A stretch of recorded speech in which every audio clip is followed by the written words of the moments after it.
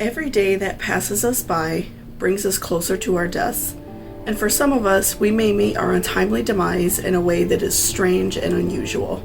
And I myself am strange and unusual, and if you are too, don't forget to hit that subscription button down below so you'll be alerted every single time I post a new true crime video. In November of 2004, a man named Philip Quinn of Kent, Washington, was found dead in his trailer with a large shard of glass in his chest. When the medical examiner performed an autopsy on Philip, they found that he had been heating up a lava lamp on the eye of his stove. Lava lamps contain wax suspended in liquid enclosed in a glass jar-like container. The base of a lava lamp only heats up the liquid enough to cause the wax to form blobs and move throughout the glass. So when Philip heated the glass much higher than it was supposed to be, it caused a chemical reaction and the glass exploded and a large shard punctured his heart. Philip stumbled into his bedroom before he passed away, and a few days later he was discovered by his parents. It seems hard to imagine that something as soothing and relaxing as a lava lamp could possibly kill you. But that just goes to show, next time you buy a certain device, make sure that you follow the instructions and safety guidelines. On June 26, in 2011, a woman named Marie Joseph was enjoying a day at the Vietnam Veterans Memorial Pool. Marie was 36 years old and she was originally from Haiti, but she had been living in Fall River, Virginia since 1997.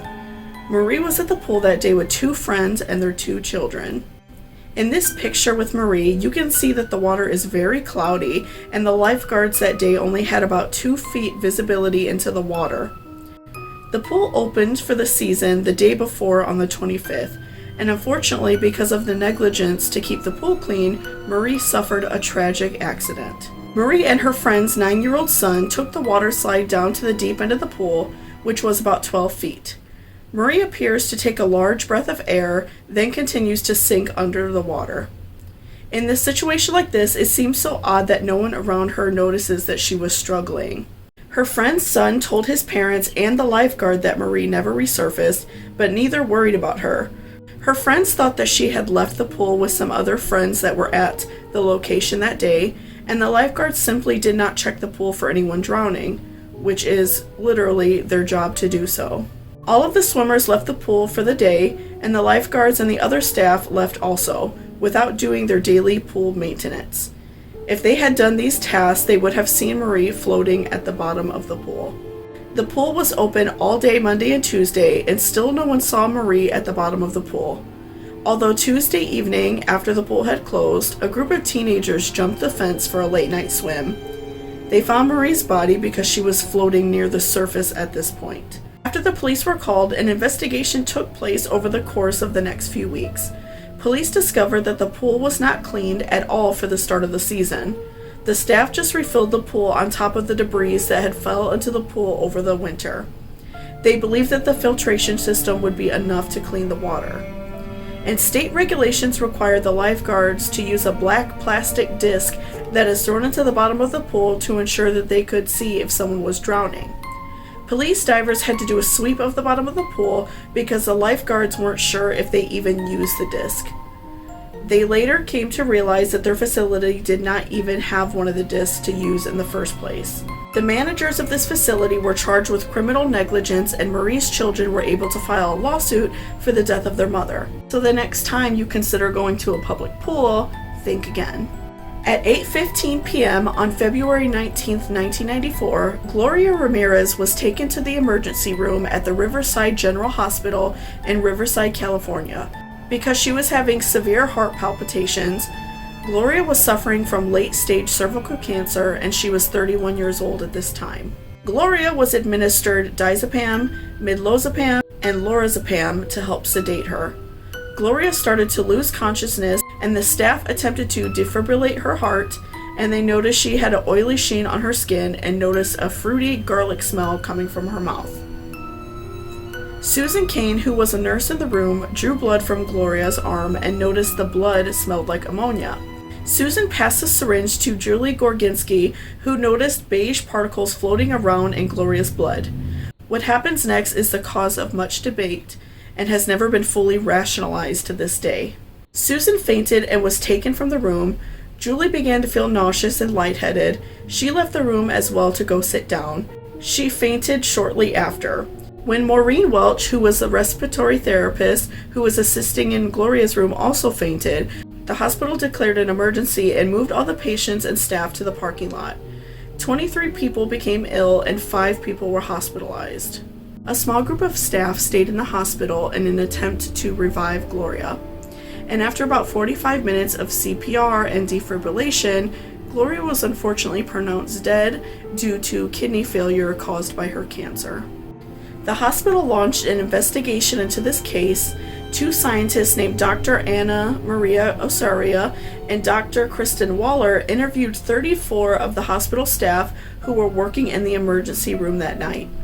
They found that the staff who were affected were mainly women rather than men, and that all of their blood tests were normal, determining that there was no exposure to a toxic chemical. They determined that this was a case of mass hysteria, meaning that one person may have felt ill and fainted, but not due to anything that was going on with Gloria, causing a chain reaction for others to pass out as well. Julie denied being affected by mass hysteria due to the fact that she spent 2 weeks in the ICU and she developed hepatitis and avascular neurosis, or severe joint pain in her knees. Additionally, the Riverside Coroner's Office contacted Lawrence Livermore National Laboratory to investigate the incident and to get a second opinion. They determined that Gloria had used a substance called dimethyl sulfoxide, or DMSO, which is used as a powerful degreaser, but some people also use it as a home remedy for pain. Users of DMSO have reported having a garlic taste in their mouth when applied to the skin.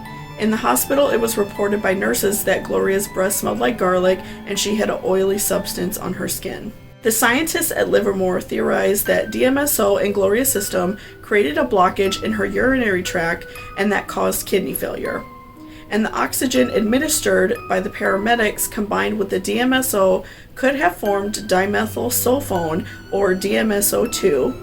DMSO2 will crystallize at room temperature, which could have been the objects floating in the syringe.